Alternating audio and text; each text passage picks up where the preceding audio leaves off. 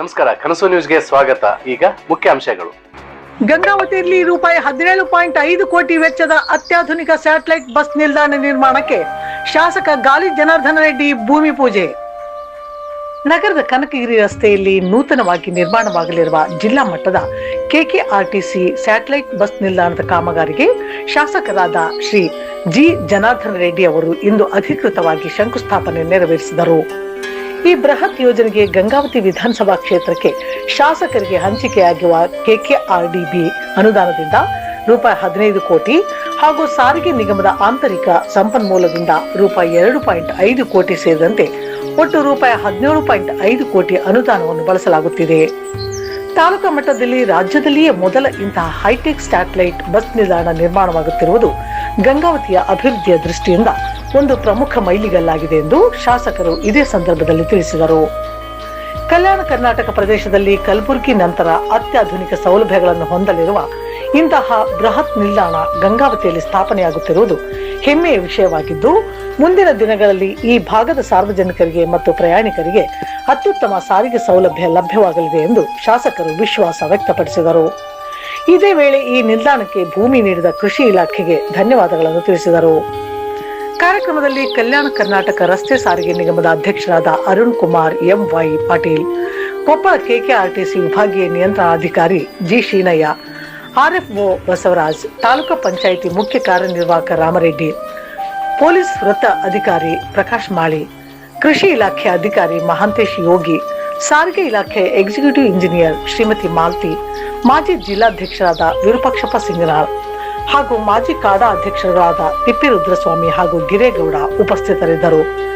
ಇವರೊಂದಿಗೆ ಬಿಜೆಪಿಯ ನಗರ ಮಂಡಲ ಅಧ್ಯಕ್ಷರಾದ ಚಂದ್ರಶೇಖರ್ ಹೀರೂರ್, ಗ್ರಾಮೀಣ ಮಂಡಲ ಅಧ್ಯಕ್ಷರಾದ ಡಿಕೆ ಆಗೋಲಿ, ಮುಖಂಡರಾದ ಮನೋಹರ್ ಗೌಡ ಹೇರೂರ್, ಅಮರಜ್ಯೋತಿ ನರಸಪ್ಪ, ರಾಮಕೃಷ್ಣ, ಯಮನೂರ್ ಚೌಡ್ಕಿ, ವೀರೇಶ್ ಬಲ್ಕುಂದಿ, ಮೌಲಾಸಾಬ್, ಚನ್ನವೀರನಗೌಡ, ಚೆನ್ನಪ್ಪ ಮಾಳಗಿ, ಟಿಜಿ ಬಾಬು, ಕಾಶಿನಾಥ ಚಿತ್ರಗಾರ್, ಶ್ರೀಧರ್ ಕೆಸರೆಟ್ಟಿ, ವೀರೇಶ್ ಸುಳೇಕಲ್, ಮಹಾಂತಗೌಡ ಪಾಟೀಲ್, ಸಂಗಮೇಶ್ ಬಾದ್ವಾಡ್ಗಿ, ಶ್ರೀಮತಿ ಭಾರತಿ ಅಗಲೂರ್ ಸೇರಿದಂತೆ ವಿವಿಧ ಇಲಾಖೆಯ ಅಧಿಕಾರಿಗಳು, ಮುಖಂಡರು ಹಾಗೂ ಕಾರ್ಯಕರ್ತರು ಈ ಸಂದರ್ಭದಲ್ಲಿ ಭಾಗವಹಿಸಿದ್ದರು.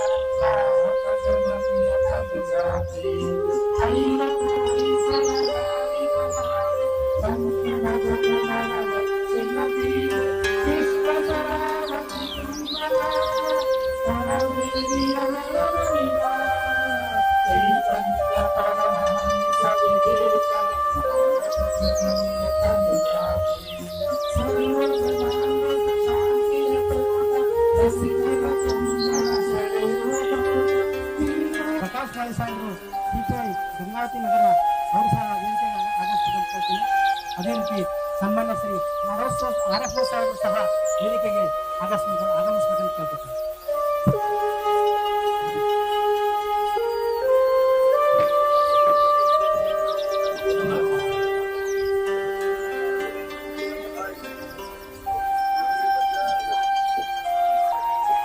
ಸ್ಥಾನಿಕ ಕಾರ್ಯನಿರ್ವಾಹಕ ಅಧಿಕಾರಿಗಳು ಸನ್ಮಾನ್ಯ ಯುವ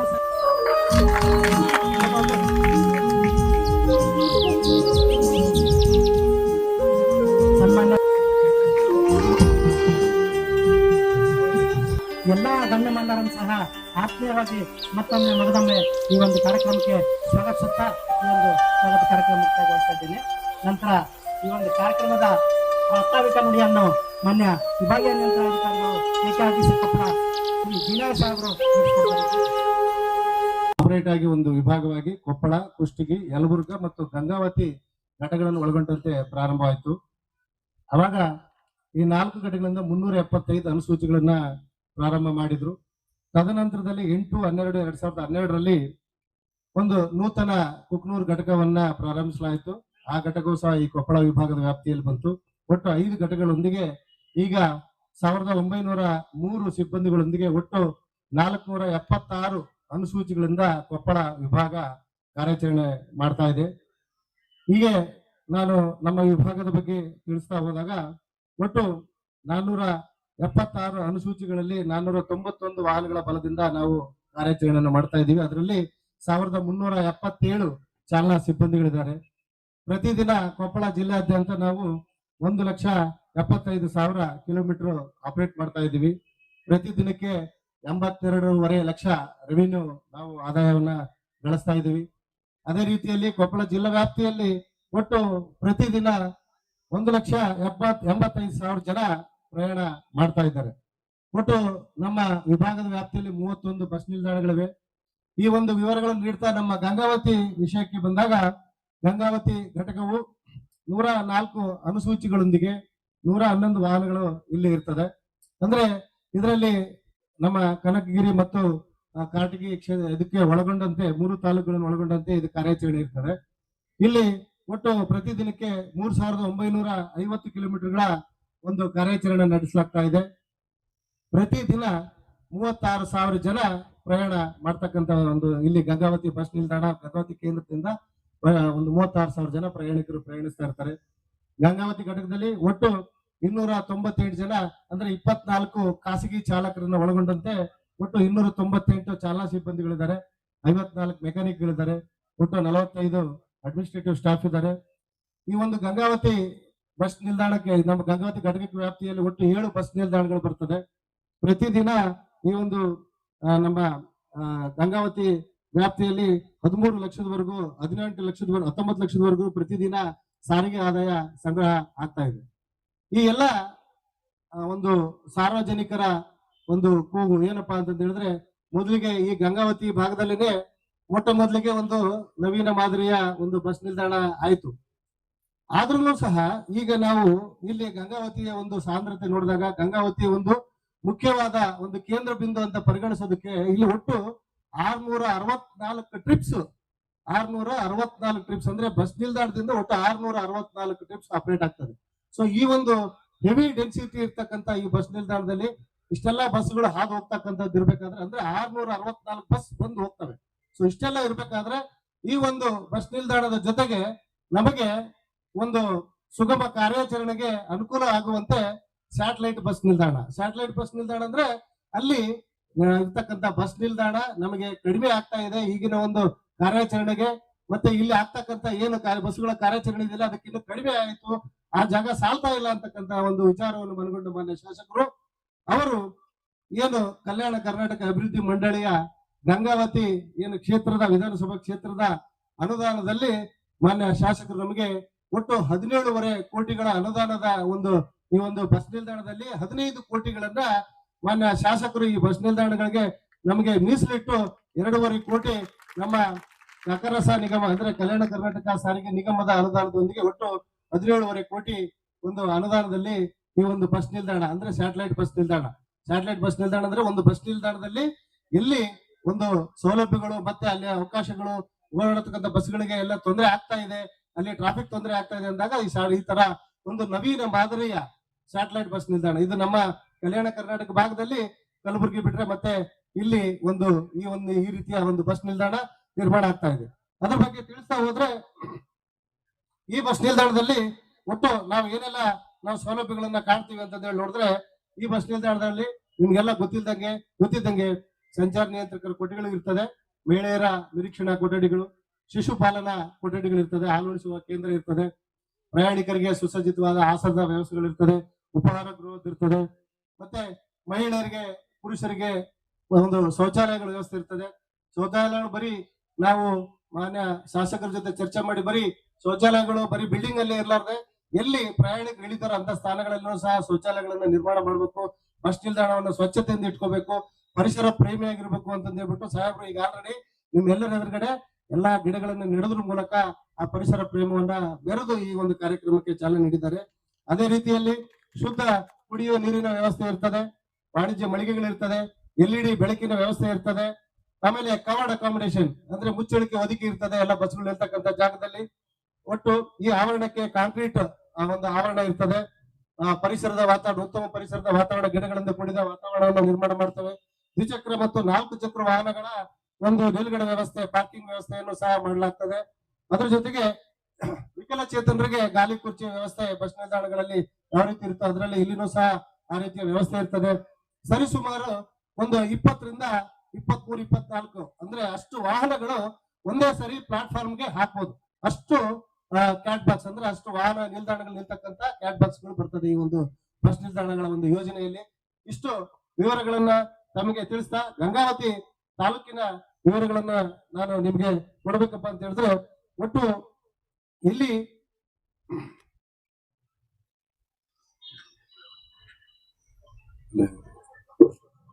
ಒಟ್ಟು 62 ಗಂಗಾವತಿ ತಾಲೂಕಿಗೆ ಹಳ್ಳಿಗಳು ಬರ್ತದೆ.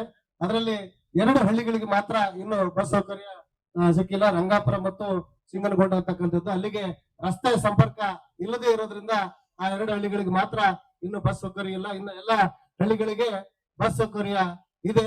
ಸೊ ಈ ಒಂದು ಗಂಗಾವತಿಯ ನಗರದಲ್ಲಿ ಇದು ಬಹಳ ಅತ್ಯುತ್ತಮ ವೇಗವಾಗಿ ಬೆಳೀತಕ್ಕಂಥ ಈ ನಗರದಲ್ಲಿ ಪ್ರಯಾಣಿಕರು ಅಂದ್ರೆ ಬಸ್ ನಿಲ್ದಾಣ ಅಂತಕ್ಕಂಥದ್ದು ಒಂದು ಬೆಳವಣಿಗೆಯ ಸಂಕೇತ. ಆ ಸಾರಿಗೆ ಕೊಂಡಿ ಇತ್ತಪ್ಪ ಅಂತ ಹೇಳಿದ್ರೆ ಜನಗಳ ಪ್ರತಿಯೊಂದು ಹಂತದ ಮೂವ್ಮೆಂಟ್ ಇದ್ದು ಅವಾಗ ಆರ್ಥಿಕ ಬೆಳವಣಿಗೆ ಆಗಿರ್ಬೋದು, ಸಾಮಾಜಿಕ ಬೆಳವಣಿಗೆ ಆಗಿರ್ಬೋದು ಎಲ್ಲದೂ ಆಗ್ತದೆ. ಆ ಕಾರಣದಿಂದ ಈ ಮಾತರ ಕಾರ್ಯಕ್ಕೆ ಇವತ್ತು ಒಂದು ಶಂಕುಸ್ಥಾಪನೆ ನೆರವೇರಿಸೋದ್ರ ಮೂಲಕ ನಮಗೆ ಗಂಗಾವತಿ ಒಂದು ಜನತೆಗೆ ಹಾಗೂ ಕರ್ನಾಟಕ ಸಾರಿಗೆ ನಿಗಮಕ್ಕೆ ನಮ್ಮ ಮಾನ್ಯ ಶಾಸಕರು ಮತ್ತೆ ನಮ್ಮ ನಿಗಮದ ಅಧ್ಯಕ್ಷರು ಅಣಿ ಮಾಡಿಕೊಟ್ಟಿದ್ದಾರೆ. ಎಲ್ಲರಿಗೂ ಸಹ ತುಂಬ ಹೃದಯದ ಕೃತಜ್ಞತೆಗಳು ನಡೆಸ್ತಾ ನನ್ನ ಪ್ರಾಥಮಿಕ ಭಾಷಣ ಮುಗಿಸ್ತಾ ಇದ್ದೀನಿ. ಜೈ ಹಿಂದ್, ಜೈ ಕರ್ನಾಟಕ. ಮೂಲಕ ಈ ಕಾರ್ಯಕ್ರಮದ ಯಶಸ್ಸು ಕೇಳ್ಕೊಬೇಕಂತ ರಿಕ್ವೆಸ್ಟ್ ಮಾಡ್ಕೊಳ್ತಾ ಇದ್ದೀನಿ. ಒಂದು ಎಲ್ಲಾ ಗಣ್ಯಮಾನ್ಯರಿಗೆ ಈ ಒಂದು ಕಾರ್ಯಕ್ರಮದಲ್ಲಿ ಅವರವರ ಒಂದು ಉದ್ಘಾಟನೆ ಕಾರ್ಯ ನೆರವೇರಿಸಲಿಕ್ಕೆ ಗ್ರೂಪ್ ತುಂಬಬೇಕಂತ ಹೇಳಿ ಎಲ್ಲರೂ ಚಪ್ಪಾಳೆ ತಟ್ಟ. ಗಂಗಾವತಿ ಗ್ರಾಮದಲ್ಲಿ ಬಂದು ಸುಮ್ಮನೆ ಪಟ್ಟಣದಲ್ಲಿ ಒಳಗೆ ಹೋಗೋಣ ಅಂತ ಹೇಳಿದಾಗ ಅಲ್ಲಿ ವಿಚಾರಿಸಿ ಜಮೀನಿನ ರೇಟ್ ಎಷ್ಟಿದೆ ಅಂತ. ಇವತ್ತು ಕಲಬುರಗಿ ಡಿವಿಷನ್ ಇರ್ಬೋದು, ಇವತ್ತು ಬಳ್ಳಾರಿ ಜಿಲ್ಲೆ ಇರ್ಬೋದು, ಅದಕ್ಕಿಂತ ಮೀರಿ ಜಮೀನು ರೇಟ್ ಅನ್ನ ನಾ ಕೇಳಿದ್ದೀನಿ. ಅಂಥದ್ರಲ್ಲಿ ಇವತ್ತಿನ ಈ ಒಂದು ಸ್ಯಾಟಲೈಟ್ ಬಸ್ ಸ್ಟ್ಯಾಂಡ್ ಸಲ 5 ಎಕರೆ ಜಮೀನನ್ನ ಕಲ್ಯಾಣ ಕರ್ನಾಟಕಕ್ಕೆ ನಮ್ಮ ಕೃಷಿ ಇಲಾಖೆಯವರು ಸುಮ್ಮನೆಗೆ ಕೊಟ್ಟಿದ್ದಾರೆ. ಇದಕ್ಕೆ ಹಿಂದೆ ಎಲ್ಲ ನಮ್ಮ ಶಾಸಕರ ಪ್ರಯತ್ನ ಇರ್ಬೋದು, ನಮ್ಮ ಸರ್ಕಾರದ ಪ್ರಯತ್ನ ಇದ್ದು ಮುಂದಿನ ದಿನಗಳಲ್ಲಿ ಇನ್ನೂ ಈ ಭಾಗ ಅಭಿವೃದ್ಧಿ ಹೊಂದಬೇಕು. ಇವತ್ತು ಕರ್ನಾಟಕದಲ್ಲಿ ಸರ್ಕಾರ, ಕಾಂಗ್ರೆಸ್ ಸರ್ಕಾರ ಒಂದು ಬಹಳ ಜನಪ್ರಿಯ ಏನು ನಮ್ಮ ಶಕ್ತಿ ಯೋಜನೆ, ನಮ್ಮೆಲ್ಲ ಮಹಿಳಾ ಸೋದರಿದ್ದೀರಿ. ಇವತ್ತು ಸುಮಾರು ಹತ್ರ 100 ಕೋಟಿ ಜನರು, ಮಹಿಳೆಯರು ನಮ್ಮ ಈ ಬಸ್ನಲ್ಲಿ ಓಡಾಡಿದ್ದಾರೆ. ಸುಮಾರು 2700 ಕೋಟಿಯಷ್ಟು ನಾವು ಟಿಕೆಟ್ ಅನ್ನ ಹರಿದಿದ್ದೀವಿ. ಇದು ಸರ್ಕಾರದ ಬಹಳ ಒಂದು ಜನಪ್ರಿಯ, ಇಡೀ ಭಾರತ ದೇಶದಲ್ಲೇ ಒಂದು ಜನಪ್ರಿಯ ಹೊಂದಿತ್ತು. ಇದು ಇವತ್ತು ನಮ್ಮ ಸರ್ಕಾರ, ಕಾಂಗ್ರೆಸ್ ಇರ್ಬೋದು, ಶಾಸಕರು, ನಮ್ಮ ಬಿಜೆಪಿ ಪಕ್ಷದಲ್ಲಿರ್ಬೋದು, ಆದರೂ ನಾವು ಒಟ್ಟಿಗೆ ಎಲ್ಲರೂ ಸೇರಿ ನಮ್ಮ ಕರ್ನಾಟಕ ಮಹಾಜನತೆಗೆ ನಾವೆಲ್ಲರೂ ಒಂದು ಒಳ್ಳೆಯ ಕೆಲಸ ಮಾಡಬೇಕಾಗಿದೆ. ಆ ಒಂದು ನಿಟ್ಟಿನಲ್ಲಿ ಇವತ್ತಿನ ದಿವಸ ಒಂದು ಗಂಗಾವತಿ ಪಟ್ಟಣದಲ್ಲಿ ಸುಂದರವಾದ ಒಂದು ಸ್ಯಾಟಲೈಟ್ ಬಸ್ ಸ್ಟ್ಯಾಂಡ್ ಅನ್ನ 17.5 ಕೋಟಿ, ಅದರಲ್ಲಿ ಪ್ರಮುಖವಾಗಿ 15 ಕೋಟಿ ಮಾನ್ಯ ಶಾಸಕರು ತಮ್ಮ ಅನುದಾನದಲ್ಲಿ KKRDB ಯೋಜನೆ ಅಡಿಯಲ್ಲಿ ಅವರು ಕೊಟ್ಟಿದ್ದಾರೆ. ಹಂತವಾಗಿ ಅದನ್ನ ಬಿಡುಗಡೆಗೊಳಿಸಿ ಒಂದು 2.5 ಕೋಟಿ ನಮ್ಮ ಸಂಸ್ಥೆ ವತಿಯಿಂದ 2.5 ಕೋಟಿ ನಾವು ಕೊಡ್ತಾ ಇದ್ದು, ಇದು ಒಳ್ಳೆ ಒಂದು ಬಸ್ ಸ್ಟ್ಯಾಂಡ್ ಅನ್ನ ಮಾದರಿ ಬಸ್ ಸ್ಟ್ಯಾಂಡ್ ಆಗುತ್ತೆ. ಈಗ ಈ ಒಂದು ಪಟ್ಟಣದಲ್ಲಿ ಸ್ಯಾಟಲೈಟ್ ಬಸ್ ಸ್ಟ್ಯಾಂಡ್ ನಮ್ಮ DC ಅವರು ಹೇಳಿದಾಗೆ ಇವಾಗ ಕಲಬುರಗಿ ನಗರದಲ್ಲಿ ಕೂಡ ಬಹಳ ಹಳೆಯ ಬಸ್ ಸ್ಟ್ಯಾಂಡ್, ಸುಮಾರು 60 ವರ್ಷದ ಬಸ್ ಸ್ಟ್ಯಾಂಡ್ ಇದ್ದು, ನಾವು ಅಲ್ಲಿ ಒಂದು ಸುಮಾರು 4 ಈ ರೀತಿ ಸ್ಯಾಟಲೈಟ್ ಬಸ್ ಸ್ಟ್ಯಾಂಡ್ ಅನ್ನು ಗುರುತಿಸಿದ್ವಿ. ಜಗನೇ ಕೊಡ್ಲಿಕ್ಕೆ ತಯಾರಿಲ್ಲ, ಯಾರು ಸರ್ಕಾರವೇ ಕೊಡ್ಲಿಕ್ಕೆ ತಯಾರಿಲ್ಲ. ಮೊನ್ನೆ ನಮ್ಮ ಕಲಬುರಗಿ ಯೂನಿವರ್ಸಿಟಿ ಇದವರು ಒಂದು 2 ಎಕರೆ ಪ್ರಮುಖವಾದ ಯಾವ ರೀತಿ ಹೈವೇ ಮೇಲಿದೆ ಅಲ್ಲಿ ಒಂದು 2 ಎಕರೆ ಜಮೀನನ್ನು ಅವರು ನೀಡಿದ್ದಾರೆ. ಯಾಕಂದ್ರೆ ಮಕ್ಕಳಿಗೆ, ವಿದ್ಯಾವಂತರಿಗೆ ಓಡಾಡ್ಲಿಕ್ಕೆ ಒಂದು ಒಳ್ಳೆ ಬಸ್ ಸ್ಟ್ಯಾಂಡ್ ಅನ್ನ ಇದ್ರೆ ಹೋಗಕ್ಕೆ ಓಡಾಡಕ್ಕೆ ಅನುಕೂಲ ಆಗುತ್ತೆ. ಯಾಕಂದ್ರೆ ಇವಾಗ ಉಳ್ಳವರು ಹೋಗ್ತೀವಿ ನಾವೆಲ್ಲ ಕಾರು ಜೀಪಲ್ಲಿ, ಆದ್ರೆ ಸಾಮಾನ್ಯ ಜನರಿಗೆ ಅನುಕೂಲ ಆಗಬೇಕು ಅಂತಂದ್ರೆ ರೈತರ, ಮಹಿಳೆಯರಿಗೆ, ಲೇಬರ್ಸಿಗೆ, ಈ ರೀತಿ ಎಲ್ಲರಿಗೆ ಅನುಕೂಲ ಆಗ್ಬೇಕಂದ್ರೆ ನಾವು ಬಸ್ಸನ್ನ ಪ್ರಯಾಣ ಅದು ಅಷ್ಟೇ ಒಂದು ಒಳ್ಳೆ. ನೋಡ್ರಿ, ಒಂದು ಕಾರಲ್ಲಿ ಒಬ್ಬರೇ ಹೋಗ್ಬೋದು, ಇಬ್ಬರೇ ಹೋಗ್ಬೋದು, ಆದ್ರೆ ಬಸ್ಸಲ್ಲಿ ಸುಮಾರು 50 ಜನ, 60 ಜನ, 70 ಜನ. ಇವಾಗಂತೂ ಶಕ್ತಿ ಯೋಜನೆ ಆದ್ಮೇಲೆ ಲೋಡ್ ಜಾಸ್ತಿ ಆಗಿಬಿಟ್ರೆ 80 ಜನ, 90 ಜನ ಓಡಾಡ್ತಾರೆ. ಇದಕ್ಕೆಲ್ಲ ಏನು ಅಂದ್ರೆ ಪೊಲ್ಯೂಷನ್ ಆಗೋದಿಲ್ಲ. ಸಾಕಷ್ಟು ಒಂದು ಬಸ್ಸಲ್ಲಿ ಎಲ್ಲರೂ ಹೋಗಿ ಇಳಿಯೋದು ಒಂದು ರೀತಿಯ ಒಂದು ನಮ್ಮ ಏನು ಪೊಲ್ಯೂಷನ್ ಆಗ್ಲಾರಂಗೆ ನಮಗೆ ಬೇರೆ ಕಂಟ್ರಿಯಲ್ಲಿ ಬಹಳ ಸಾರ್ವಜನಿಕ ಇವೇನು ನಮ್ಮ ರಸ್ತೆ ಬಸ್ಗಳಿರ್ಬೋದು, ಟ್ರೈನ್ ಇರ್ಬೋದು, ಬಹಳಷ್ಟು ಜನ ಈ ರೀತಿ ಬಳಸ್ತಿರ್ತಾರೆ. ಆದರೆ ನಮ್ಮ ಭಾರತದಲ್ಲಿ ಕೂಡ ಗ್ರಾಮೀಣ ಮಟ್ಟದಲ್ಲಿ ಹೆಚ್ಚಿನ ಇನ್ನೂ ಬಸ್ಸಿನಲ್ಲಿ ಓಡಾಡುವಂಥವ್ರು ಇದ್ದು ಇದಕ್ಕೆ ಇನ್ನೂ ಬಲಪಡಿಸಬೇಕಾಗಿದೆ. ನಮ್ಮ ಭಾಗಕ್ಕೆ ಇನ್ನೂ ಒಳ್ಳೆ ಬಸ್ಸನ್ನ, ನಮ್ಮ KKRTCಗೆ ಇನ್ನೂ ಹೆಚ್ಚಿನ ಬಸ್ಗಳನ್ನ, ಹೊಸ ಬಸ್ಗಳನ್ನ ಬೇಕಾಗಿದೆ. ನಮ್ಗೆ ಇಲ್ಲಿಂದ ಬಹಳಷ್ಟು ಕಂಪ್ಲೇಂಟ್ಸ್ ಇದೆ, ಹಳಿ ಬಸ್ ಆಗಿದೆ, ಅಲ್ಲಿ ಇಲ್ಲಿ ನಿಲ್ತವೆ ಆ ರೀತಿ ಅಂತೇಳಿ. ಈಗಾಗಲೇ ನಾವು ಮಾನ್ಯ ರಾಮಲಿಂಗಾರೆಡ್ಡಿ ಸಾಹೇಬ್ರ ಮಂತ್ರಿಗಳಿಗೆ ನಾವು ಬೇಡ್ಕೊಂಡಿದೀವಿ. ಸುಮಾರು ಒಂದು 400 ಬಸ್ಸಿನ ಈಗಾಗಲೇ ಟೆಂಡರ್ನ ಕರೆದಿದ್ವಿ, ಅದಕ್ಕೆ ಫಾಲೋಅಪ್ ಅಲ್ಲಿ ಇದೀವಿ. ಮಾನ್ಯ ಶಾಸಕರಿಗೂ ನಾನು ಹೇಳ್ತೀನಿ, ಅವರ ಸಂಬಂಧ ನಮ್ಮ ಮಂತ್ರಿಗಳ ಸಂಬಂಧ ಚೆನ್ನಾಗಿದೆ, ಸ್ವಲ್ಪ ಒತ್ತಾಯಿಸಿ ಇನ್ನೂ ಈ ಭಾಗಕ್ಕೆ ಹೆಚ್ಚಿನ ಬಸ್ಗಳನ್ನ ತಾವು ನೀಡಿಸ್ಬೇಕು ಅಂತ. ಮತ್ತೆ ಅವು 400 ಬಸ್ ಬಂದ್ರೆ ನಿಮ್ಮ ಗಂಗಾವತಿಗೂ ಹೆಚ್ಚಿನ ಬಸ್ಸನ್ನ, ಕೊಪ್ಪಳ ಡಿವಿಷನ್ಗೆ ಹೆಚ್ಚಿನ ಬಸ್ಸನ್ನ ನಮಗೆ ಕೊಡ್ಲಿಕ್ಕೆ ಅನುಕೂಲ ಆಗುತ್ತೆ ಅಂತ ಈ ಸಂದರ್ಭದಲ್ಲಿ ಹೇಳುತ್ತಾ, ಇವತ್ತು ಒಂದು ಒಳ್ಳೆ ಜನಪ್ರಿಯ ಕೆಲಸನ್ನ ಗಂಗಾವತಿ ಗ್ರಾಮದಲ್ಲಿ ಆಗಿದೆ, ಪಟ್ಟಣದಲ್ಲಿ ಆಗಿದೆ.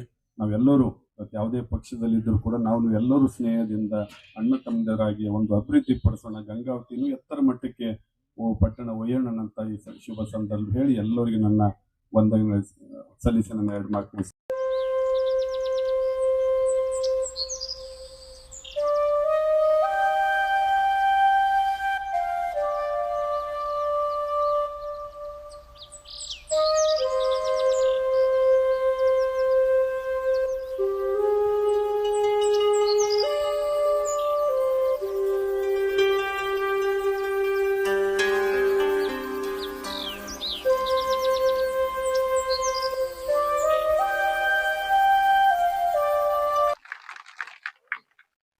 ಇವತ್ತು ನಮ್ಮ ಗಂಗಾವತಿ ನಗರದಲ್ಲಿ ಏನು ಈ ಒಂದು ಸ್ಯಾಟಲೈಟ್ ಬಸ್ ಸ್ಟ್ಯಾಂಡ್ ನಿರ್ಮಾಣ ಆಗಿದೆ, ಇಡೀ ಕಲ್ಯಾಣ ಕರ್ನಾಟಕದ 7 ಜಿಲ್ಲೆಗಳಲ್ಲಿ ಗುಲ್ಬರ್ಗ ಮಹಾನಗರದ ನಂತರ ಇವತ್ತು ಗಂಗಾವತಿಯಲ್ಲಿ ಈ ಪ್ರಮಾಣದ ಬಸ್ ಸ್ಟ್ಯಾಂಡ್ ಇವತ್ತು ಆಗ್ತಾ ಇರುವಂತದ್ದು. ಈ ಬಸ್ ಸ್ಟ್ಯಾಂಡ್ ಇಡೀ ಕಲ್ಯಾಣ ಕರ್ನಾಟಕದ ಕೊಪ್ಪಳ, ಬಳ್ಳಾರಿ, ರಾಯಚೂರು, ಯಾದಗಿರಿ, ಬೀದರ್ ಇವೆಲ್ಲದನ್ನು ಕೂಡ ಮೀರಿ ಗುಲ್ಬರ್ಗಕ್ಕೆ ಸಮಾನವಾಗಿ ಅತಿ ದೊಡ್ಡ ಒಂದು ಬಸ್ ಸ್ಟ್ಯಾಂಡ್ 5 ಎಕರೆಯಲ್ಲಿ ನಿರ್ಮಾಣ ಆಗ್ತಾ ಇರುವುದು. ಅದಕ್ಕೆ ಸಹಕಾರ ಕೊಟ್ಟಿರೋ ಅರುಣ್ ಕುಮಾರ್ ಅವರಿಗೆ, ರಾಮಲಿಂಗಾರೆಡ್ಡಿ ನನ್ನ ಆತ್ಮೀಯ ಸಂಬಂಧಪಟ್ಟ ಸಚಿವರಿಗೆ, ಮತ್ತು ಈ ಜಮೀನನ್ನ ಕೇವಲ ನೀವು ನಂಬ್ತಿರೋ ಇಲ್ಲೋ 48 ಗಂಟೆಗಳಲ್ಲಿ ಕೃಷಿ ಇಲಾಖೆಯಿಂದ KSRTC ಇಲಾಖೆಗೆ ಟ್ರಾನ್ಸ್ಫರ್ ಮಾಡಿರೋ ಚೆಲುವ ಸ್ವಾಮಿ ಅವರಿಗೆ, ನಮ್ಮ ಇಡೀ ಗಂಗಾವತಿ ನಗರದ ಎಲ್ಲ ನನ್ನ ಜನತೆಯ ಪರವಾಗಿ ತಮಗೆ ಇಲಾಖೆಗೆ ತಮ್ಮೆಲ್ಲರಿಗೂ ಕೂಡ ನನ್ನ ಹೃದಯಪೂರ್ವಕ ಕೃತಜ್ಞತಾ ಪೂರ್ವಕ ಧನ್ಯವಾದಗಳು ಮತ್ತು ಅಭಿವಂದನೆಗಳು. ಆ ಒಂದು ಪ್ರಮಾಣದ ನಾನು ಗಂಗಾವತಿಗೆ 3 ವರ್ಷ ಹಿಂದೆ ಬಂದಾಗ ಒಂದು ಮಾತನ್ನು ಹೇಳಿದ್ದೆ. ನಾನು ಅಂಜನಾದ್ರಿ ಹನುಮಂತನ ದರ್ಶನ ಪಡೆದು ಅವರ ಆಶೀರ್ವಾದ ತಗೊಂಡು ರಾಜಕೀಯ ಪುನರ್ಜನ್ಮಕ್ಕೆ ನಾನು ಗಂಗಾವತಿಗೆ ಹೆಜ್ಜೆ ಇಟ್ಟಿದಾಗ ಸಾರ್ವಜನಿಕ ಭಾಷಣಗಳಲ್ಲಿ ಒಂದು ಮಾತನ್ನು ಹೇಳಿದ್ದೆ. ನಾನು ಗಂಗಾವತಿ ಇನ್ನೊಂದು ತಿರುಪತಿ ಆಗುತ್ತೆ ಅಂತ ಹೇಳಿ ನಾನು ಅವತ್ತು ಹೇಳಿದ್ದೆ. ನಾನು ಇವತ್ತು ಕಲಿಯುಗದಲ್ಲಿ ಬ್ರಹ್ಮ ಲಿಖಿತ ಪ್ರಕಾರ ಇಡೀ ಕಲಿಯುಗದಲ್ಲಿ ನಮ್ಮ ಕಣ್ಣಿಗೆ ಕಾಣುವಂತ ಭಗವಂತ, ನಮ್ಮ ಬೆನ್ನ ಹಿಂದೆ ಬರುವಂತ ಭಗವಂತ, ನಾವು ನಂಬಿದ್ರೆ ನಮ್ಮ ಕೈ ಇಟ್ಕೊಳ್ಳೋ ಭಗವಂತ ಪ್ರಾಣದೇವರು ಹನುಮಂತ ದೇವರು. ಇವತ್ತು ಅಂಜನಾದ್ರಿಯ ಹನುಮಂತನ ವಿಷಯದಲ್ಲಿ ತಮಗೆಲ್ಲ ಗೊತ್ತು, 10 ವರ್ಷದ ಹಿಂದೆ ಯಾವ ರೀತಿ ಜನಸಂಖ್ಯೆ ಬರ್ತಾ ಇದ್ರು ಭಕ್ತಾದಿಗಳು, 4-5 ವರ್ಷದ ಹಿಂದೆ ಯಾಕೆ ಬರ್ತಾ ಇದ್ದಾರೆ, ಇವತ್ತು ಯಾವ ಪ್ರಮಾಣದಲ್ಲಿ ಇವತ್ತು ಅಂಜನಾದ್ರಿಗೆ ಜನರು ಬರ್ತಾ ಇದ್ದಾರೆ. ಆ ಒಂದು ಕಾರಣಕ್ಕೆ ಗಂಗಾವತಿ ನಗರಕ್ಕೆ ಇವತ್ತು ಈ ಒಂದು ಪ್ರಮಾಣದ ಬಸ್ ಸ್ಟ್ಯಾಂಡ್ ಬರಬೇಕು. ಇನ್ನೊಂದು 25-30 ವರ್ಷಗಳಾಗ್ಬೋದು ಅಥವಾ 50 ವರ್ಷಗಳಾಗ್ಬೋದು. ಅಷ್ಟಕ್ಕೆ ಸರಿಯೋಗಷ್ಟು 5 ಎಕರೆ ಜಮೀನು ಮತ್ತು ಈ ಒಂದು ಬಸ್ ಸ್ಟ್ಯಾಂಡ್. ನಮ್ಮ ಅರುಣ್ ಕುಮಾರ್ ಅವರು ಹೇಳಿದಾಗೆ ಇಲ್ಲಿ ಏನಾದ್ರೂ ನಾವು ಹೋಗಿ 1 ಎಕರೆ ಎಷ್ಟಂತ ಕೇಳಿದ್ರೆ 3-4 ಕೋಟಿ ಹೇಳ್ತಾ ಇದ್ರು. ಇವತ್ತು ಬಸ್ ಸ್ಟ್ಯಾಂಡಿಗೆ ನಾವು 15 ಕೋಟಿ ನಾನು ಕೊಟ್ಟಿದ್ರು, 2.5 ಕೋಟಿ ಇಲಾಖೆ ಕೊಟ್ಟಿದ್ರು, ನಮ್ದೆಲ್ಲ ಸೇರಿ 17.5 ಕೋಟಿ ಆದ್ರೆ 5 ಎಕರೆ ಜಮೀನು ಬೆಲೆನೇ ಇವತ್ತು ನಮ್ಮ ಕೃಷಿ ಇಲಾಖೆಯವರು ಏನು ನಮ್ಮ KSRTCಗೆ ಅವರು ವರ್ಗಾವಣೆ ಮಾಡಿದ್ದಾರೆ, ಅದು 20 ಕೋಟಿ. ಹಾಗಾಗಿ ಬಸ್ ಸ್ಟ್ಯಾಂಡ್ ಇವತ್ತು ನಾವು 40-45 ಕೋಟಿ ಅಂತ ನಾವು ಹೇಳ್ಬೇಕಾಗುತ್ತೆ ಆ ಒಂದು ಪ್ರಮಾಣದಲ್ಲಿ. ಸೊ ಹಾಗಾಗಿ ಇವತ್ತು ಈ ಒಂದು ಒಳ್ಳೆ ಕೆಲಸ ಇವತ್ತು ನಮ್ಮ ಗಂಗಾವತಿಯಲ್ಲಿ ಆಗಿದೆ. ಇದೇ ಒಂದು ರೀತಿಯಲ್ಲಿ ಅಂಜನಾದ್ರಿಯಲ್ಲಿ ಕೂಡ ನಮ್ಮ ಜಿಲ್ಲಾಧಿಕಾರಿಗಳು ಸುಮಾರು 102 ಎಕರೆ ಜಮೀನನ್ನ ಅವ್ರ ಅಕ್ವಿಜಿಷನ್ ಆಗ್ತಾ ಇದೆ. ಅಲ್ಲಿ ಕೂಡ ಒಂದು 5 ಎಕರೆನಲ್ಲಿ ಇದೇ ಮಟ್ಟದ ಒಂದು ಬಸ್ ಸ್ಟ್ಯಾಂಡ್ ನಾವು ನಿರ್ಮಾಣ ಮಾಡುವಂತ ಅವಶ್ಯಕತೆ ಇದೆ. ಕಾರಣ ಏನಂತಂದ್ರೆ ಇಡೀ ಕರ್ನಾಟಕದಿಂದ ಬರುವಂತ ಜನಗಳು ಗಂಗಾವತಿಗೆ ಬಂದು ಆನೆಗೊಂದಿಗೆ ನಮ್ಮ ಅಂಜನಾದ್ರಿಗೆ ಬಂದ್ರೆ, ಅಂಜನಾದ್ರಿಗೆ ಕೂಡ ಇವತ್ತು ಇಡೀ ಹೊರ ರಾಜ್ಯಗಳಿಂದ ಹೆಚ್ಚು ಜನರು ಪ್ರೈವೇಟ್ ಬಸ್ಗಳಲ್ಲಿ ದಿನ 10-20-30 ಬಸ್ಗಳನ್ನ ನಾನು ನೋಡ್ತಾ ಇದ್ದೀನಿ. ಬರುವಂತ ದಿನಗಳಲ್ಲಿ ಇವು ನೂರಾರು ಸಂಖ್ಯೆಯಲ್ಲಿ ಕೂಡ ಹೆಚ್ಚಾಗ್ಬೋದು. ಅವರೆಲ್ಲರಿಗೂ ಕೂಡ ಶೆಲ್ಟರ್ಸ್ ಆಗಿರ್ಬೋದು, ನಿಲ್ದಾಣಗಳಾಗಿರ್ಬೋದು, ಸವಲತ್ತುಗಳನ್ನ ವ್ಯವಸ್ಥೆ ಮಾಡುವಂತ ಒಂದು ಕೆಲಸ ಕೂಡ ಮುಂದಿನ ದಿನಗಳಲ್ಲಿ ನಾನು ಮಾಡ್ತೀನಿ ಅನ್ನೋಂತ ಒಂದು ಭರವಸೆಯನ್ನು ಕೊಡ್ತಾ, ಜೊತೆಗೆ ಗಂಗಾವತಿ ನಗರಕ್ಕೆ ಈ ಬಸ್ ಸ್ಟ್ಯಾಂಡ್ ಏನ್ ಬರ್ತಾ ಇದೆ ಇದಕ್ಕೆ 4 ಲೇನ್ ರಸ್ತೆ ಇರಬೇಕು ಅಂತ ಹೇಳಿ ಇವತ್ತು 2 ಲೇನ್ ರಸ್ತೆ ಇತ್ತು, 2 ಲೇನ್ ರಸ್ತೆ ಇತ್ತು. ಅದನ್ನ ಇವಾಗ ನಾನು 4 ಲೇನ್ ರಸ್ತೆಯಾಗಿ ಸುಮಾರು 5-6 ತಿಂಗಳ ಹಿಂದೆನೆ ಅದಕ್ಕೆ ಅಮೌಂಟ್ ನಾನು ಕೊಟ್ಟು ವಿದ್ಯುತ್ ದೀಪಗಳು ಮತ್ತು 4 ಲೇನ್ ರಸ್ತೆ ಬಸ್ ಸ್ಟ್ಯಾಂಡ್ ರೆಡಿ ಆಗೋದ್ರೊಳಗಡೆ ಅದು ಕೂಡ 4 ಲೇನ್ ರಸ್ತೆ ಆಗ್ಬೇಕು ಅನ್ನೋದಕ್ಕೆ ಅದನ್ನು ಕೂಡ ಇವಾಗ ನಾನು ರೆಡಿ ಮಾಡ್ತಾ ಇರೋದು. ಇವತ್ತು ವಿಶೇಷವಾಗಿ ಬಸ್ ಸ್ಟ್ಯಾಂಡ್ ಹತ್ತಿರದಲ್ಲಿ ಇವಾಗ ನಮ್ಮ ರೈಲ್ವೆ ಸ್ಟೇಷನ್ ಏನಿದೆ, ಇವಾಗ ರೈಲ್ವೆ ಸ್ಟೇಷನ್ಗೆ 25 ಕೋಟಿ ಹಣ ಈಗಾಗಲೇ ಬಿಡುಗಡೆ ಆಗಿತ್ತು. ಅದನ್ನ ಅಲ್ಲಿ ಅಧಿಕಾರಿಗಳು ಏನಂದ್ರೆ ಗಂಗಾವತಿ ರೈಲ್ವೆ ಸ್ಟೇಷನ್ಗೆ ಅಷ್ಟು ಒತ್ತಡ ಇಲ್ಲ, ಅಷ್ಟು ಅವಶ್ಯಕತೆ ಕೂಡ ಇಲ್ಲ, 18 ಕೋಟಿ ಆದ್ರೆ ಸಾಕು ಅಂತ ಹೇಳಿ ಅಧಿಕಾರಿಗಳು ಅದನ್ನ ಕಡಿಮೆ ಮಾಡೋ ಪ್ರಯತ್ನ ಮಾಡಿದ್ದು ನನ್ನ ದೃಷ್ಟಿಗೆ ಬಂತು. ಟೆಂಡರ್ ಕರೆಯುವ ಮುಂಚೆ ತಕ್ಷಣ ನಾನು ಅಧಿಕಾರಿಗಳ ಜೊತೆ ಮಾತಾಡಿ ದೆಹಲಿಗೆ ಹೋಗಿ ನಮ್ಮ ಸಂಬಂಧಪಟ್ಟ ಸಚಿವರಾದ ಸೋಮಣ್ಣ ಅವರು, ಅಶ್ವಿನಿ ವೈಷ್ಣವ್ ಅವರು ಇಬ್ಬರನ್ನು ಕೂಡ ನಾನು ಮಾತಾಡ್ಬಿಟ್ಟು 25 ಕೋಟಿನೇ ನೀವು ಟೆಂಡರ್ ಕರೀಲಿಕ್ಕೆ ಪ್ರಯತ್ನ ಮಾಡಿ, ಯಾವುದೇ ಕಾರಣಕ್ಕೂ ಕೂಡ ಕಡಿಮೆ ಮಾಡ್ಲಿಕ್ಕೆ ಹೋಗ್ಬೇಡಿ. ಬರುವಂತ ದಿನಗಳಲ್ಲಿ ನೀವು 50 ಕೋಟಿ ಕೊಟ್ಟರೆ ಕೂಡ ಕಡಿಮೆ.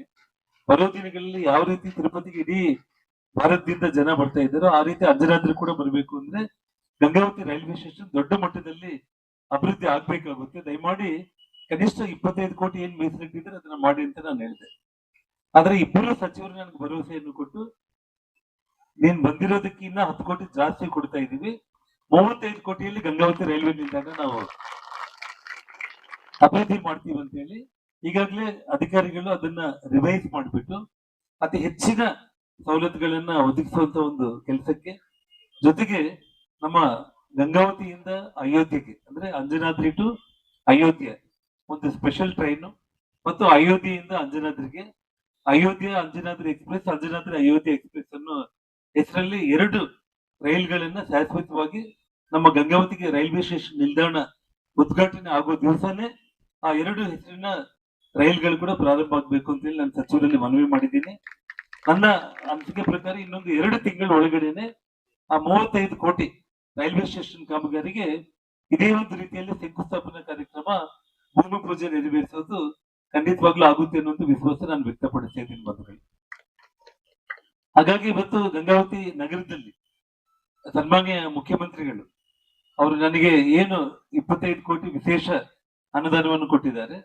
ಅದರಲ್ಲಿ 10 ಕೋಟಿ ಅಮೌಂಟ್ ಅಲ್ಲಿ ಈಗಾಗಲೇ ನಾನು ಆನೆಗೊಂದಿ ಗ್ರಾಮದಲ್ಲಿ ಕಂಪ್ಲೀಟ್ ಅಂದ್ರೆ ಇವತ್ತು ಚಿಂತಾಮಣಿಗೆ ಮತ್ತು ನವವೃಂದಾವನಕ್ಕೆ ಹೋಗುವಂತ ರಸ್ತೆ ಡ್ರೈನೇಜ್ಗಳು ಮತ್ತು ನಮ್ಮ ಹಂಪಿ ಮಾದರಿಯ ಪಿಲ್ಲರ್ಸ್ ಅಲ್ಲೇ ವಿದ್ಯುತ್ ದೀಪಗಳನ್ನ ಅಲಂಕರಣ ಮಾಡುವಂತದ್ದು ಮತ್ತು ತುಂಗಭದ್ರಾ ಹಾರತಿಗೆ ಒಂದು 125 ಮಂದಿ ಪುರೋಹಿತರು ನಿಂತ್ಕೊಂಡು ಒಂದೇ ಸಲ ಹಾರತಿ ತುಂಗಭದ್ರಾ ನದಿಗೆ ಮಾಡಿದ್ರೆ ನವವೃಂದಾವನಕ್ಕೂ ಮಾಡಿದಂಗೆ ಆಗುತ್ತೆ. ನವವೃಂದಾವನ ಮತ್ತು ತುಂಗಭದ್ರಾ ಹಾರತಿಗೆ ಸಂಬಂಧಪಟ್ಟು ಆ ಒಂದು ಆನೆಗೊಂದಿ ಭಾಗದಲ್ಲಿ 5 ಕೋಟಿ ವೆಚ್ಚದಲ್ಲಿ ಇವತ್ತು ಆರ್ಕಿಯಾಲಜಿಕಲ್ ಡಿಪಾರ್ಟ್ಮೆಂಟ್ ಅವರಿಗೆ ಅಲ್ಲಿ ಹಣವನ್ನು ಕೊಟ್ಟಿರೋದಾಗಿದೆ. ಮುಖ್ಯಮಂತ್ರಿ ಅವರು ನಾನು ಕೊಟ್ಟಿರೋ ಹಣದಲ್ಲಿ ಇನ್ನೊಂದು 5 ಕೋಟಿ ಆನೆಗೊಂದಿ ಗ್ರಾಮ ಅಭಿವೃದ್ಧಿ ಮಾಡೋದಕ್ಕೆ 10 ಕೋಟಿಯಲ್ಲಿ ಕೊಟ್ಟು 15 ಕೋಟಿಯಲ್ಲಿ ಇವತ್ತೇನು ತಾವು ಜುಲೈ ನಗರಲ್ಲಿ ತುಂಬಾ ಕುಣಿಗಳೆಲ್ಲ ಬಿದ್ದು ರಸ್ತೆ ಹಾಳಾಗೋಗಿದೆ ತಾವು ನೋಡಿದ್ದೀರಾ. ಟೆಂಡರ್ ಕರೆದಿದ್ದಾರೆ. ನಾಳೆ 4ನೇ ತಾರೀಕು ಅಂದ್ರೆ ನಾಡಿದ್ದಕ್ಕೆ ಮುಕ್ತಾಯ ಆಗುತ್ತೆ. ಅದಾದ ತಕ್ಷಣ ಸಂಪೂರ್ಣವಾಗಿ ಇವತ್ತು ನಮ್ಮ ರಾಣಾ ಪ್ರತಾಪ್ ಸರ್ಕಲ್ ಇಂದ ಹಿಡಿದು ಅಪ್ ಟು ಕೊಲ್ಲಿನಾಗೇಶ್ವರ ಕಾಲೇಜ್ ವರೆಗೂ ಕೂಡ 80 ಅಡಿ ರಸ್ತೆ ಮತ್ತು ವಿದ್ಯುತ್ ದೀಪಗಳು ಡ್ರೈನೇಜ್ ಎಲ್ಲ ವ್ಯವಸ್ಥೆ ಆಗುತ್ತೆ ಅನ್ನೋದನ್ನ ಆ ಒಂದು ಭರವಸೆ ಮಾತನ್ನು ಕೂಡ ಈ ಸಂದರ್ಭದಲ್ಲಿ ತಮ್ಮೆಲ್ಲರಿಗೂ ನಾನು ಕೊಡ್ತಾ ಇದ್ದೀನಿ ಬಂಧುಗಳು. ಜೊತೆಯಲ್ಲಿ ಈಗಾಗಲೇ ನಗರೋತ್ಥಾನ ಯೋಜನೆಯಲ್ಲಿ ಇವತ್ತು ಸರಿಸುಮಾರು ಅಂದ್ರೆ ಒಂದು 25 ಕೋಟಿಯಲ್ಲಿ ಇವತ್ತು ಕೆಲಸ ನಡೀತಾ ಇದೆ. ಮತ್ತೆ ರಾಜ್ಯದ ಮುಖ್ಯಮಂತ್ರಿಗಳು ಮೊನ್ನೆ ಅವರ ಬಜೆಟ್ ಘೋಷಣೆಯಲ್ಲಿ ಇನ್ನೊಂದು ನಗರೋತ್ಥಾನ ಯೋಜನೆಯನ್ನು ಕೂಡ ಮೊನ್ನೆ ಅವರು ಅನೌನ್ಸ್ ಮಾಡಿದ್ದಾರೆ. ಇನ್ನೊಂದು 2 ತಿಂಗಳಲ್ಲಿ ಜೀವೋ ಇಶ್ಯೂ ಮಾಡಿ ಇನ್ನ ಒಂದು 25 ಕೋಟಿ ಅಮೌಂಟ್ ಅನ್ನ ಮತ್ತೆ ನಗರೋತ್ಥಾನ ಕೆಲಸಗಳು ಕೂಡ ಪ್ರಾರಂಭ ಆಗುತ್ತೆ. ಈ ಹಿಂದೆ ನಾನು ಹೇಳಿದ್ದೆ, ಈ ಹಿಂದೆ ನಗರೋತ್ಥಾನ ಯೋಜನೆ ವಿಷಯದಲ್ಲಿ ಇಬ್ಬರು ಮಾಜಿ ಸಚಿವರು ಶಾಸಕರ ನಡುವೆ ಸ್ವಲ್ಪ ಗೊಂದಲದಿಂದ ಅದು ಬಹಳ ಕಾಂಟ್ರಾಕ್ಟರ್ಸ್ ಏನೇನೋ ಡಿಲೇ ಆಗಿತ್ತು. ಅದಾದ್ಮೇಲೆ ಮುಖ್ಯಮಂತ್ರಿಗಳ ಹತ್ರ ನಾನು ಹೋಗಿ ಅದನ್ನ ಕ್ಲಿಯರ್ ಮಾಡ್ಬೇಕು ಅಂತಂದಾಗ ಇಲ್ಲಿನ ಮಾಜಿ ಸಚಿವರಿಗೆ ಸ್ವಲ್ಪ ಅವ್ರಿಗೆ ತೊಂದರೆ ಇತ್ತು ಈ ಕೆಲಸ ಮಾಡೋ ವಿಚಾರದಲ್ಲಿ. ಅಂದ್ರೆ ಬರೀ ಬಿಜೆಪಿ ವಾರ್ಡ್ಗಳಲ್ಲಿ 15 ವಾರ್ಡ್ಗಳಲ್ಲಿ ಹಣ ಹಾಕಿದ್ದಾರೆ, ಕಾಂಗ್ರೆಸ್ ವಾರ್ಡ್ಗಳಿಗೆ ಇಲ್ಲ ಅಂತ ಹೇಳಿ. ಅವತ್ತು ನಾನು ಒಂದು ಸಿಎಂ ಅವ್ರಿಗೆ ಒಂದು ಮಾತು ಕೊಟ್ಟೆ, ನೀವು ನೆಕ್ಸ್ಟ್ ರಿಲೀಸ್ ಮಾಡುವಂತ ನಗರೋತ್ಥಾನ ಯೋಜನೆಯನ್ನ ಆ ಮಾಜಿ ಸಚಿವರು ಏನಾದ್ರು ಬಂದು ತೋರಿಸಿದ್ರೆ ಎಲ್ಲೆಲ್ಲಿ ತೋರಿಸ್ತಾರೆ ಅಲ್ಲೇ 25 ಕೋಟಿ ಇಡೀ ಕಾಂಗ್ರೆಸ್ ವಾರ್ಡ್ಗಳಲ್ಲಿ ಕೂಡ ಕೆಲಸ ಮಾಡ್ತೀರಿ. ಹಾಗಾಗಿ ಇವಾಗ 15 ಬಿಜೆಪಿ ವಾರ್ಡ್ಗಳಂದ್ರೆ ಇನ್ನು 15 ಕಾಂಗ್ರೆಸ್ ವಾರ್ಡ್ಗಳಲ್ಲಿ ಆದ್ರೆ ಇಲ್ಲಿ ಬಿಜೆಪಿ ಕಾಂಗ್ರೆಸ್ ಅನ್ನೋದಲ್ಲ. ನಮ್ಮ ಅರುಣ್ ಕುಮಾರ್ ಅವರು ಹೇಳಿದಾಗೆ ಇಡೀ ನಗರದಲ್ಲಿ ಕಂಪ್ಲೀಟ್ ಪ್ರತಿ ಸ್ಲಮ್ ಏರಿಯಾಗಳಲ್ಲಿ ಕೂಡ ಬರೋ ಇನ್ನೊಂದು ವರ್ಷದಲ್ಲಿ ರಸ್ತೆಗಳು ಸಂಪೂರ್ಣವಾಗಿ ಪೂರ್ತಿ ಆಗುತ್ತೆ ಅನ್ನುವಂತ ಒಂದು ವಿಶ್ವಾಸ ನನಗಿದೆ ಬಂಧುಗಳು. ಹಾಗಾಗಿ ಇವತ್ತು ಅಧಿಕಾರ ಅನ್ನೋದು ಬಹಳ ಮುಖ್ಯ.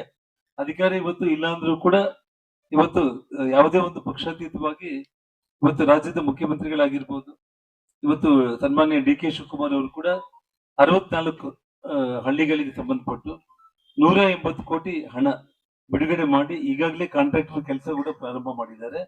ಗ್ರಾಮಗಳಲ್ಲಿ ಕೆರೆಯನ್ನು ಕಟ್ಟುವುದ್ರ ಮೂಲಕ ನೀರು ತುಂಬಿಸಿ ಪ್ರತಿ ಗ್ರಾಮಕ್ಕೆ ಕುಡಿಯುವ ನೀರನ್ನ ಅದು ಆ ಕೆಲಸ ಕೂಡ ಪ್ರಗತಿಯಲ್ಲಿದೆ.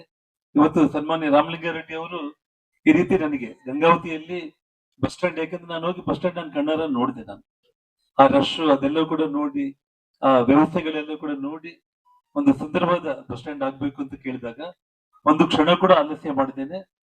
ಚೆಲುವರಾಯ ಸ್ವಾಮಿ ಅವರು ರಾಮಲಿಂಗಾರೆಡ್ಡಿ ಅವರು ಅಸೆಂಬ್ಲಿಯಲ್ಲಿ ಸುಮ್ಮನೆ ಕುಂತು ಮಾತಾಡಿದ್ದೀವಿ. 2-3 ದಿವಸದಲ್ಲೇ ಪ್ರೊಸೀಜರ್ ನ ಕಂಪ್ಲೀಟ್ ಮಾಡಿದ್ರು. ಒಟ್ಟಾರೆ ಪ್ರಾಸೆಸ್ ಮಾಡಿ ಟೆಂಡರ್ ಕರೆದು ಇಷ್ಟು ಫಾಸ್ಟ್ ಆಗಿ ಕೆಲಸ ಆಗಿರೋದಂತಂದ್ರೆ ನನಗೆ ತಿಳಿದಷ್ಟು ಮಟ್ಟಿಗೆ ಇದೊಂದು ರೆಕಾರ್ಡ್ ಅಂತ ನನಗೆ ಅನ್ಸುತ್ತೆ ಗಂಗಾವತಿ ವಿಷಯದಲ್ಲಿ. ಆ ರೀತಿ ಅವರೆಲ್ಲ ಕೂಡ ಸಚಿವರೆಲ್ಲರೂ ಕೂಡ ನನಗೆ ಸಹಕಾರ ಕೊಟ್ಟಿರುವಂತದ್ದು. ಬರೋ ದಿನಗಳಲ್ಲಿ ಯಾವುದೇ ಒಂದು ವಿಚಾರದಲ್ಲಿ ಕೂಡ ಮುಖ್ಯವಾಗಿ ಗಂಗಾವತಿ ನಗರಕ್ಕೆ ಬೇಕಾಗಿರುವಂತದ್ದು ಬೈಪಾಸ್ ರಸ್ತೆ. ಈಗಾಗಲೇ ಸನ್ಮಾನ್ಯ ಸತೀಶ್ ಜಾರಕಿಹೊಳಿ ಅವರು ಕೂಡ ನಮ್ಮ ಕೊಲ್ಲಿನಾಗೇಶ್ವರ ಕಾಲೇಜಿಂದ ಹಿಡಿದು ಇವತ್ತು ಹೆಚ್ಚು ಕಡಿಮೆ ಕಡೆ ಬಾಗಿಲಿಗೆ ಈ ಕಡೆವರೆಗೂ ಕೂಡ 25 ಕೋಟಿ ಹಣದಲ್ಲಿ ಇವತ್ತು ರಸ್ತೆ ಆಗ್ತಾ ಇದೆ. ಸಂಗಾಪುರದಲ್ಲಿ ಇವತ್ತು ರಸ್ತೆ ಡ್ರೈನೇಜ್ ಕೆಲಸ ಆಗ್ತಾ ಇದೆ. ಆ ಒಂದು ಭಾಗ ಮುಗಿದೋಗ್ಬಿಟ್ರೆ ಹಳೆ 25 ಕೋಟಿ ರಸ್ತೆ ಮುಗಿದೋಗುತ್ತೆ. ಇವಾಗ ಮತ್ತೆ ನಿನ್ನೆ 12 ಕೋಟಿ ಹಣ ನಿನ್ನೆನೆ ಅಪ್ರೂವಲ್ ಆಗಿ ಬಿಡುಗಡೆ ಮಾಡಿದ್ದಾರೆ. ಅಪ್ ಟು ಆನೆಗೊಂದಿ ತನಕ ಕೂಡ ಮತ್ತೆ ರಸ್ತೆ ಆಗುತ್ತೆ. ಆನೆಗೊಂದಿಯಿಂದ ತಿಮ್ಲಾಪುರ ತನಕ ಕೂಡ ಇನ್ನೊಂದು 20 ಕೋಟಿಯನ್ನ ಇನ್ನೊಂದು ತಿಂಗಳಲ್ಲಿ ಹಣ ಬಿಡುಗಡೆ ಮಾಡ್ತಾ ಇದ್ದಾರೆ. ಹಾಗಾಗಿ ಸತೀಶ್ ಜಾರಕಿಹೊಳಿ ಅವರು ಕೂಡ ವಿಶೇಷವಾಗಿ ಅವರು ನನ್ನ ಬಗ್ಗೆ ಒಂದು ಅಭಿಮಾನದಿಂದ ನನ್ನ ಮಾತಿಗೆ ಹೋಗೊಟ್ಟು ಇವತ್ತು ನಮ್ಮ ಕೊಲ್ಲಿನಾಗೇಶ್ವರ ಕಾಲೇಜಿಂದ ಹಿಡಿದು ಅಪ್ ಟು ತಿಮ್ಲಾಪುರ ತನಕ ರಸ್ತೆ ಮಾಡ್ತಾ ಇದ್ದಾರೆ. ರಸ್ತೆ ಪೂರ್ತಿ ಆದ ತಕ್ಷಣ ನಾನು KKRDB ಫಂಡ್ ಅಲ್ಲಿ 5 ಕೋಟಿ ವೆಚ್ಚದಲ್ಲಿ ಗಂಗಾವತಿ ನಗರದಿಂದ ಅಂದ್ರೆ ನೀವು ರಾಣಾ ಪ್ರತಾಪ್ ಸರ್ಕಲ್ ಇಂದ ತಿಮ್ಲಾಪುರ ತನಕ 2 ಕಡೆ ನೀವು ಲೈಟಿಂಗ್ ಅನ್ನ ನೋಡ್ತೀವಿ. ಸುಮಾರು 20-25 ಕಿಲೋಮೀಟರ್.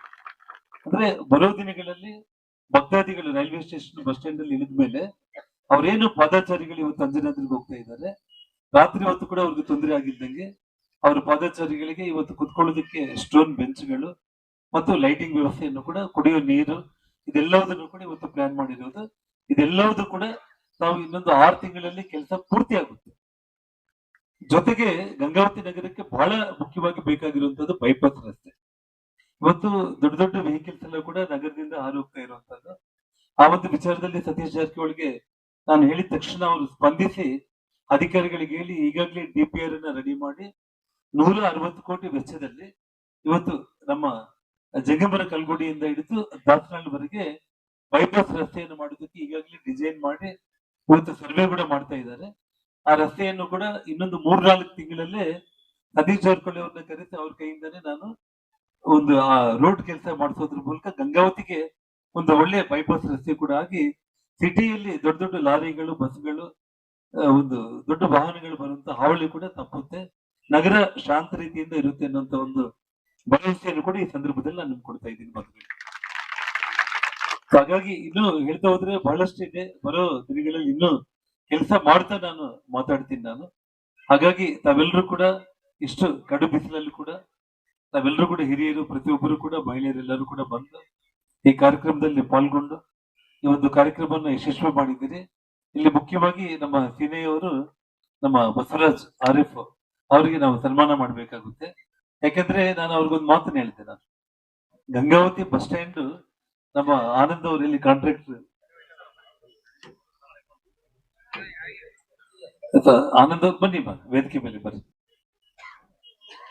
ಆನಂದ್ ಅವ್ರಿಗೆ ಅವ್ರ ಸ್ವಂತ ಊರು ಗಂಗಾವತಿನೇ. ಹಳೆ ಬಸ್ ಸ್ಟ್ಯಾಂಡ್ ಅವರೇ ಕಟ್ಟಿದ್ದಾರೆ. ಮತ್ತೆ ಈ ಬಸ್ ಸ್ಟ್ಯಾಂಡ್ ಕೂಡ ಕಟ್ಟುವ ಯೋಗ ಅವರಿಗೆ ಬಂದಿದೆ.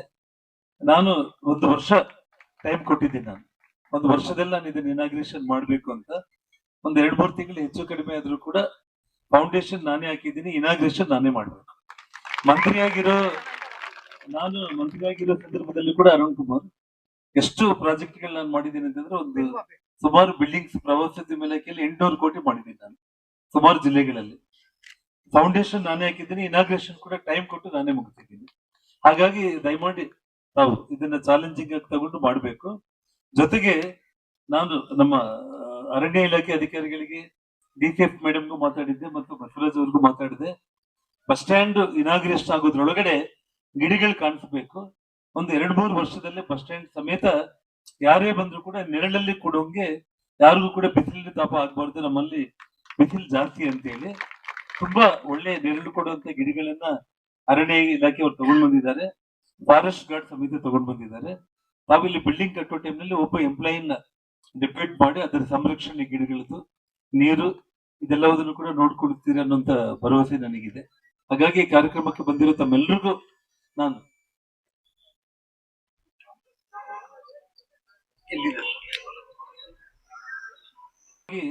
ನಮ್ಮ ಕೃಷಿ ವಿಶ್ವವಿದ್ಯಾಲಯದ ವೈಸ್ ಚಾನ್ಸಲರ್ಗೂ ಕೂಡ ಮಾತಾಡಿದೆ. ಯಾಕಂದ್ರೆ ಅವರು ಇಮಿಡಿಯೇಟ್ ಪ್ರಪೋಸಲ್ ಕಳಿಸ್ಬೇಕಾಗಿತ್ತು.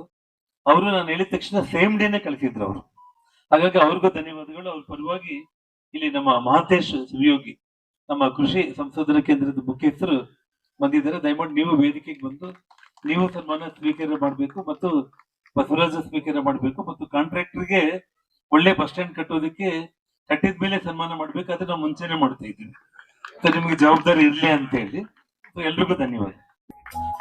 ನಮ್ಮ ಹಮೀದ್ ಅಕ್ಬರ್ ಅವರು ನಿವೃತ್ತ KKRC ಚಾಲಕರಿದ್ದಾರೆ. 2 ಗ್ರಾಮಗಳಿಗೆ ಬಸ್ ಇಲ್ಲ ಅನ್ನುವಂತ ಮಾತನ್ನ ಏನ್ ಹೇಳಿದ್ರಲ್ಲ, ಅದಕ್ಕೆ ನಾನು ವೈಯಕ್ತಿಕವಾಗಿ ಈಗಾಗಲೇ ಒಂದು 2 ವರ್ಷದಿಂದ ಒಂದು ಮಿನಿ ಬಸ್ ಅನ್ನ ನಾನೇ ಸ್ವಂತ ಬಿಟ್ಟಿದ್ದೀನಿ. ಅಲ್ಲಿ ಶಾಲಾ ಮಕ್ಕಳಿಗೆ ಎಲ್ಲರಿಗೂ ಕೂಡ ಬಿಟ್ಟಿದ್ದೀನಿ ನಾನು. ಅಂದ್ರೆ ಅದು ನಾನು ರಾಮಲಿಂಗಾರೆಡ್ಡಿ ಅವ್ರ ಜೊತೆ ಪ್ರಯತ್ನ ಮಾಡಿದೆ. ಅರುಣ್ ಕುಮಾರ್, ಅಂದ್ರೆ ಆ ರಸ್ತೆಗೆ ಸಂಬಂಧಪಟ್ಟ ಅಷ್ಟು ಸಣ್ಣ ಬಸ್ಗಳು ತಮ್ಮಲ್ಲಿ ಇಲ್ಲ, ಇಲಾಖೆಯಿಂದ ಇಲ್ಲ. ಸೊ ಪ್ರಯತ್ನ ಮಾಡಿ ಇಲಾಖೆಯಿಂದ ಕೊಡ್ಲಿಕ್ಕೆ ಆ ರಸ್ತೆಗೆ, ಯಾಕಂದ್ರೆ ಫಾರೆಸ್ಟ್ ಅಧಿಕಾರಿಗಳು ಆ ರಸ್ತೆ ಅಗಲೀಕರಣ ಮಾಡೋದಕ್ಕೆ ಕಾನೂನಲ್ಲಿ ಬರ್ತಾ ಇಲ್ಲ. ಸೊ ಹಾಗಾಗಿ ನಾವು ಅದನ್ನು ಗೌರವಿಸಬೇಕಾಗಿರೋ ಕಾರಣ ನಾನೇ ಆ ಇರೋ ರಸ್ತೆಯಲ್ಲ ವೈಯಕ್ತಿಕವಾಗಿ ಒಂದು ಬಸ್ ಅನ್ನ ನಾನು ಈಗಾಗಲೇ ಕೊಟ್ಟಿದ್ದೀನಿ. ಅವರು ನೀವು ಒಂದ್ಸಲ ಬಂದು ನೋಡ್ಬೋದು. ಅದು ಡೀಸೆಲ್ ನಾನೇ ಆಗ್ತಾ ಇದ್ದೀನಿ, ಬಸ್ ನಾನೇ ಕೊಟ್ಟಿದ್ದೀನಿ. ಅಟ್ಲೀಸ್ಟ್ ನೀವೇನಾದ್ರೂ ಡ್ರೈವರ್ ಸ್ಯಾಲರಿ ಕೊಡ್ಲಿಕ್ಕೆ ಆಗುತ್ತೆ ನೋಡಿ. ನಮ್ಮ ಚಾನೆಲ್ಗೆ ಸಬ್ಸ್ಕ್ರೈಬ್ ಆಗಿಲ್ಲವಾದರೆ ಈಗಲೇ ಸಬ್ಸ್ಕ್ರೈಬ್ ಮಾಡಿಕೊಳ್ಳಿ. ಹಾಗೆ ಬೆಲ್ ಐಕನ್ ಮಾಡಿ, ಲೈಕ್ ಮಾಡಿ, ಶೇರ್ ಮಾಡಿ. ನಿಮ್ಮ ಭೇಟಿ ಮುಂದಿನ ವರದಿಯೊಂದಿಗೆ. ನೋಡ್ತಾ ಇರಿ ಕನಸು ನ್ಯೂಸ್ ಗಂಗಾವತಿ.